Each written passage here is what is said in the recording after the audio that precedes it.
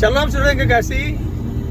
Sekarang ini pukul 8 malam, tapi seperti yang saudara lihat di belakang atau di luar sana masih terang, masih ada matahari walaupun sudah jam 8 malam di sini. Nah, sekarang ada pertanyaan, apakah Islam akan menjadi kekuatan utama atau penting dalam drama akhir zaman, ataukah ada kekuatan yang lain? Nah, ini pertanyaan yang menarik yang ditanyakan, dan ini yang menjadi respon saya. Dalam Alkitab, Islam itu bukanlah kekuatan penting atau yang utama yang akan memerankan peran penting dalam drama akhir zaman yang akan menguasai dunia, yang akan menandai berakhirnya sejarah dunia ini. Meskipun Islam itu ada di dalam Alkitab. Saya beri contoh di cerita tentang Abraham yang melahirkan anak 2 orang, Ishak dan Ismail. Jadi dari sanalah juga kemudian saudara-saudara kita dari umat Muslim itu datang.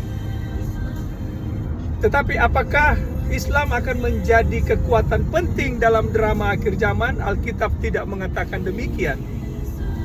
Yang justru Alkitab nubuatkan adalah yang disebut dalam Daniel pasal 7. Saudara bisa membaca satu pasal kitab Daniel, tapi kalau saudara bisa fokus ke ayat 8, kemudian saudara juga bisa pergi ke ayat 23, 24, 25, Daniel pasal 7.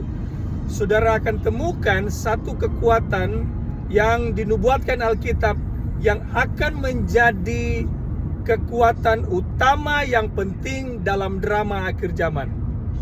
Kemudian kekuatan ini juga muncul di bagian lain Alkitab, yaitu di kitab Wahyu. Dalam Wahyu pasal 13, saudara akan temukan binatang yang pertama dan binatang yang kedua. Nah, binatang yang pertama ini adalah binatang yang keluar dari dalam air atau dari dalam laut. Kemudian binatang yang kedua mulai dari ayat 11, Wahyu pasal 13, saudara akan temukan binatang yang keluar dari dalam bumi. Jadi dua kekuatan ini yang akan menjadi kekuatan utama dalam drama akhir zaman. Bukan saja kekuatan utama, tapi dua kekuatan ini akan bersatu. Kemudian yang lain-lain termasuk Islam akan menjadi bagian dari persekutuan dua kekuatan ini. Karena sekali lagi saudara, Islam bukanlah kekuatan yang kuat, yang utama, yang akan menentukan berakhirnya sejarah dunia ini. Tetapi ada satu kekuatan yang lain yang disebut oleh kitab Daniel sebagai tanduk kecil.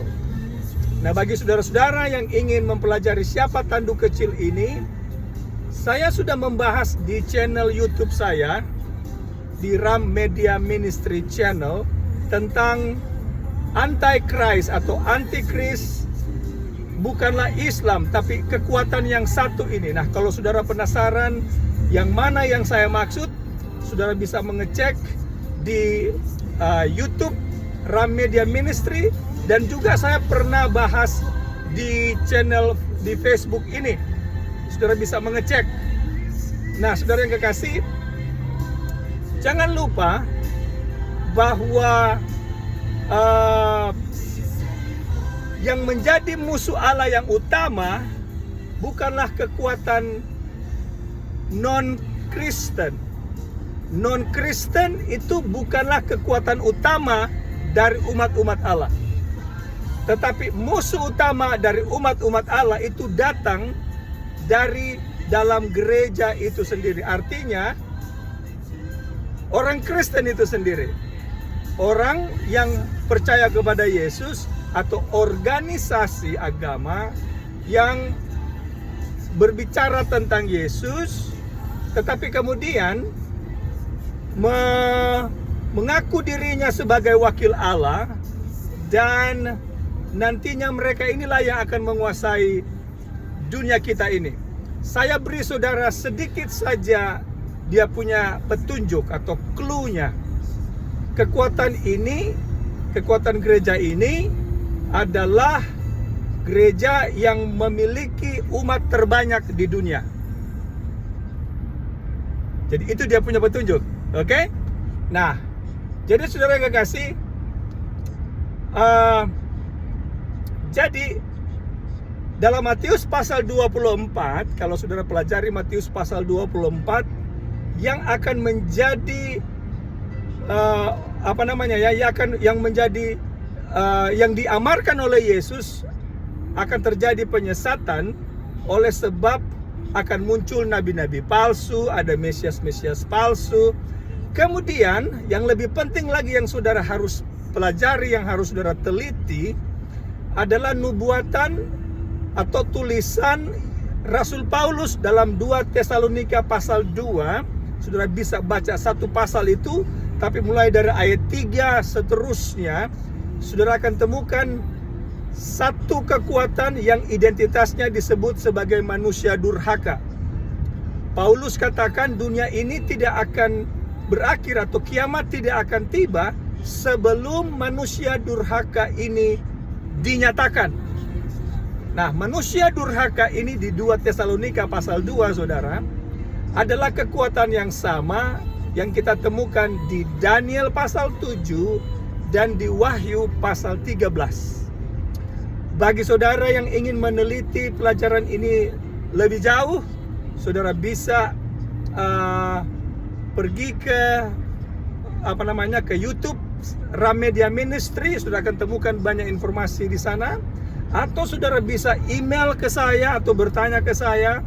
Saya akan mencoba memberikan bantuan informasi yang semoga bisa bermanfaat bagi saudara.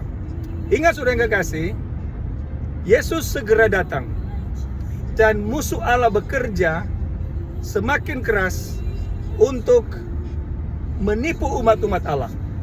Jadi saya mengajak kita semua untuk menjadi pelajar-pelajar Alkitab yang aktif, yang tidak hanya mendasarkan keyakinan kita kepada apa kata orang, termasuk apa kata saya. Jadi saudara jangan langsung percaya apa kata Ram Kenny. Yang saudara harus buat adalah meneliti apa yang saya katakan.